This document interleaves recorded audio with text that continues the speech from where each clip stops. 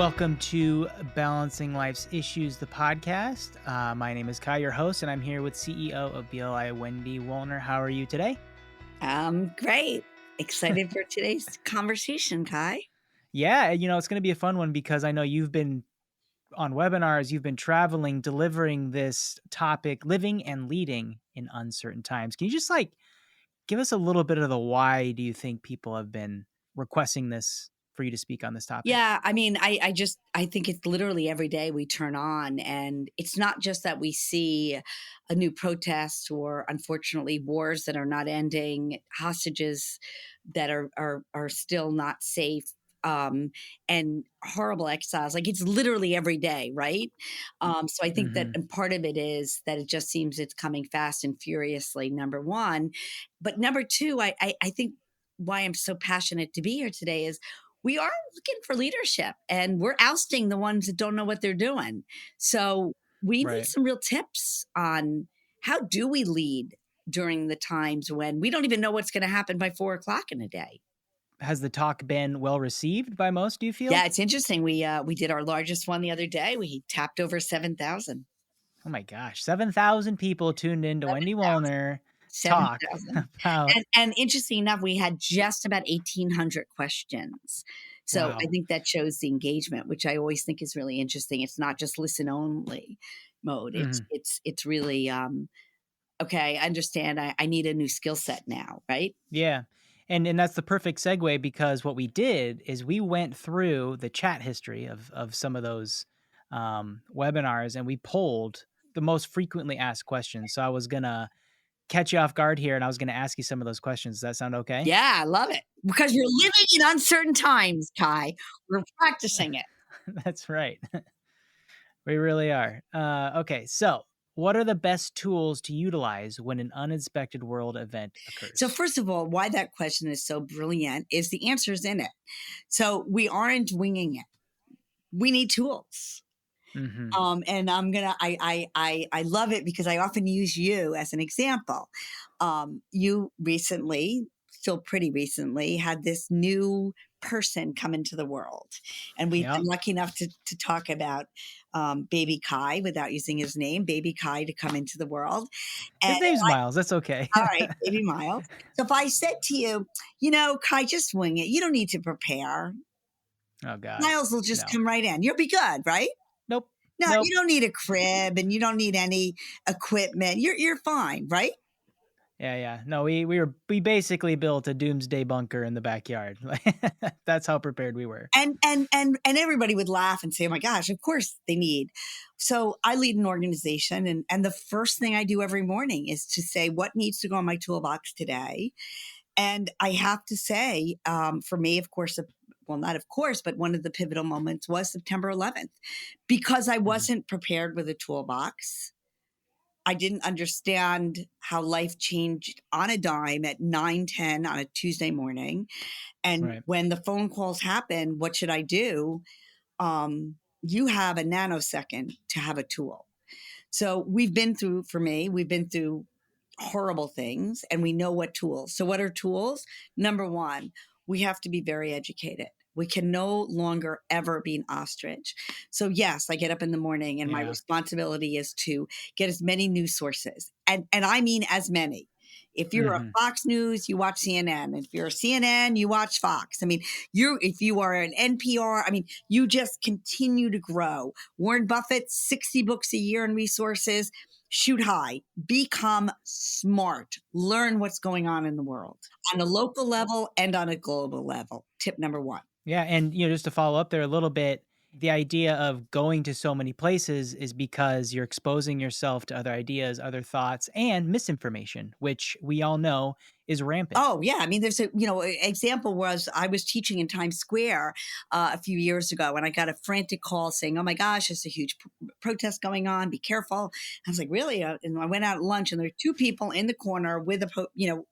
sign, and so yeah, you want to get accurate information, but the way you get accurate information is to glean, right? The farmers Yeah. glean, so you glean until you become the trusted resource till you become Right. the person person that says, yes, this is what I do know. Yeah. I remember getting some texts from back home when we were living in Brooklyn during the social justice protests, the summer of 2020, I Yep. believe. And people checking like, "Are you on fire? Like, are you okay?" And it's like, "Yeah, everything's fine over here."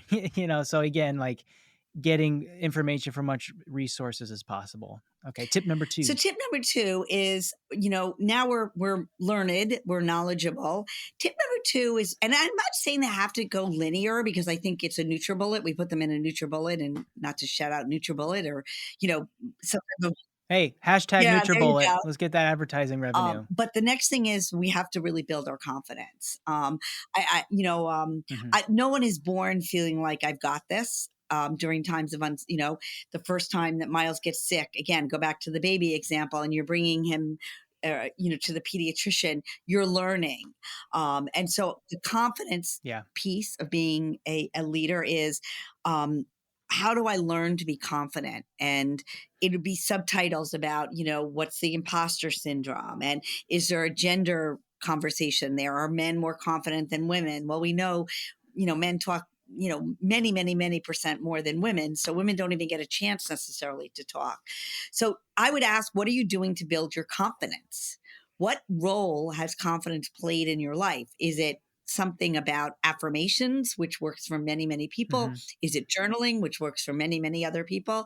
Or is it, I use a DIG file, DIG? darn I'm good file. Um, I need my booster shots. Yeah, I need to yeah. read back things that I've done in my life that people have said, thank you, Wendy, for this. And I Yeah. remind myself, like, it's been a really challenging time, but this is the impact my leadership has made. So my DIG file, my darn I'm good file, goes back to my first speech. Yeah. And I feel like there's an element of I don't know if bravery is the word, but willingness to Oh, live experience and learn from that experience, right? It that's does. tip number, that's three. Did I You just segue said, us? you did segue. Nice. And that is have an opinion. Okay. You don't have to be right or wrong, but leadership is influencing and inspiring people to turn right. Mhm. And in my situation, I focus on the best of humanity and how I define that. Um, and so if I looked at an example of being critical about every word that comes out of our trainers or facilitators' mouths, tip number three is having, it's a combination, right? I know the topic well. I'm confident to be able to give advice, but I also have a very strong opinion. Mhm. There's no wishy-washy. You Right. know, uh, Let me do a shout out to Ronald Reagan. When the Challenger blew up, that night, he said, everyone remember was one of the worst. We'd watched people die, including, of course, the teacher in space.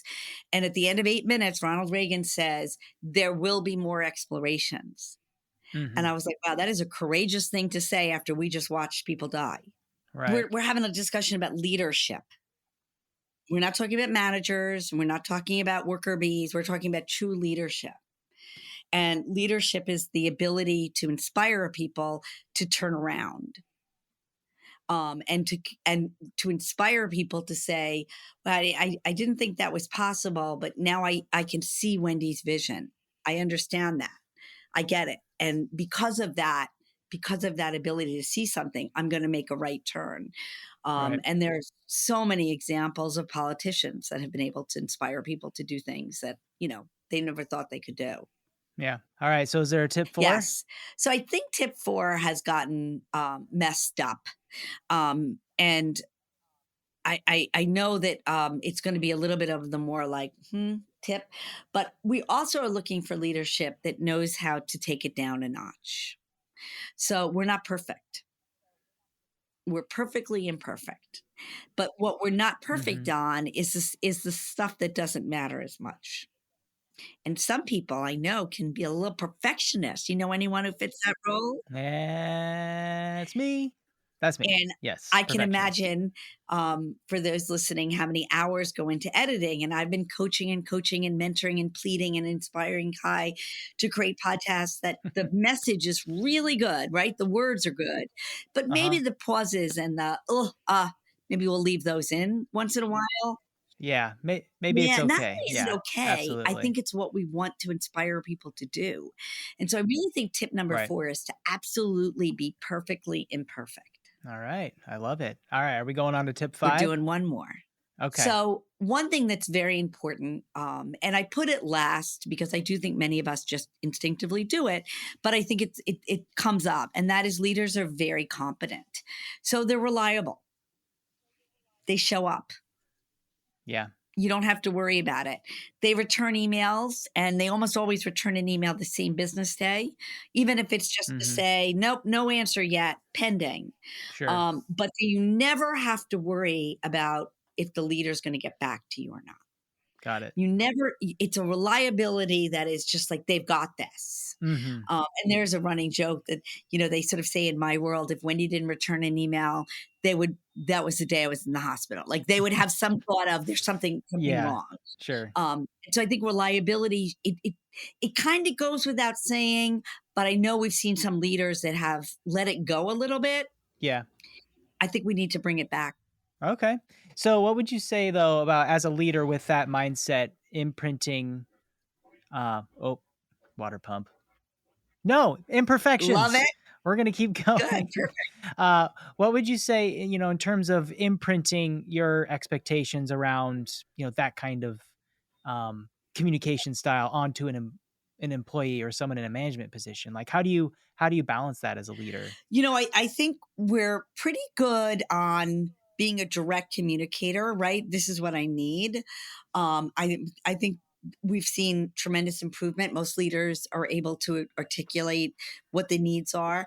I think the next part of directness, though, is the part that I'd like to see is more inspiration. Why am I doing this? Like, what does it matter? Yeah, Um, inspired to act yeah, versus told to act. I think that's the piece where we've got to take the time to stop and I really try to say, you know, and as the team gets bigger, I recognize it gets more challenging. But are you okay? What's going on? What else do you need?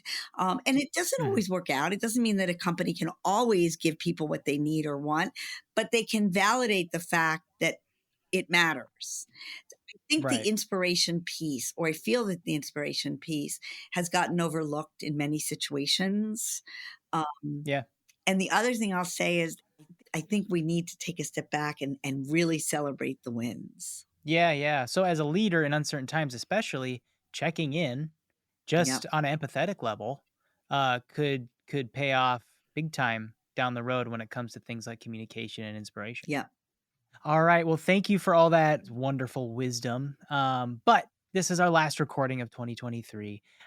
I just like off the top of your head, what did this year feel like to you, and what do you feel like 2024 is looking like? I think one thing I'd like to say about 2023, one do over that I learned from is we went back to normal or back to work. And I don't feel like we paused. I don't think anybody ever acknowledged that, oh, we're back. Yeah. Um, and so I think what I'm going to focus on for 2024 is a little bit more exhaling, a little Hmm. bit more like regrouping. What do we want to do? Let's do some more check ins. Because I do think that we thought we just would go back. And now what we're learning is how much the pandemic affected our brains Right. and how truly exhausted we are. Hmm. And Yeah. I really I hope people use some time, whatever the time is, to validate. One of the things that I do when I was a therapist and when I do coaching is I'll have people write down. I don't know, Kai, if you've ever done this, but if you write down a typical day on one piece and then you write down just events that you've been through, I think we sometimes truly do forget how incredibly awesome we are. I think we just absolutely, Resilient. Yeah. yeah. I mean, I'll sometimes write Uh-huh. down what I do in a day and I'm like, I did that. And that was way more than I realized. So I think one of the things I want to focus on is that true sense of pride for Sure. 2024. I love that, and I'll piggyback on that too, because I know there are going to be challenges, presidential election aside in Mhm. 2024. But I think the more we can have the humility to be better, to dig deep for the best version of self, and to shake it off when literally moments before you and I started recording, I'm walking up the stairs with a cup of coffee and I slipped and that coffee went straight into my face. And what did I have to do? I couldn't sit there and pout. I had to shake it off and get downstairs. So maybe that's the metaphor for I think it's a 2024. great way to laugh it off. Yeah. No, and you also did Teams me. Need 1 minute, please. That's because I was wiping coffee off of my face and glasses. My world was brown from coffee on my glasses. I love it. It was absolutely silly. All right. Well, thanks and happy holidays to everybody out there. And we'll see you in 2024. Take care. Thanks again. Bye, everybody.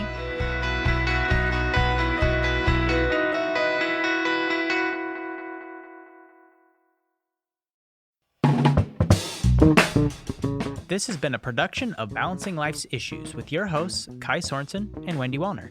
Produced by me, Kai. Rate, leave a review, and subscribe to the podcast wherever you listen so you can get brand new episodes as they drop. Got an idea for the show? Email me, kai@balancinglifesissues.com. Anything to add, Miles?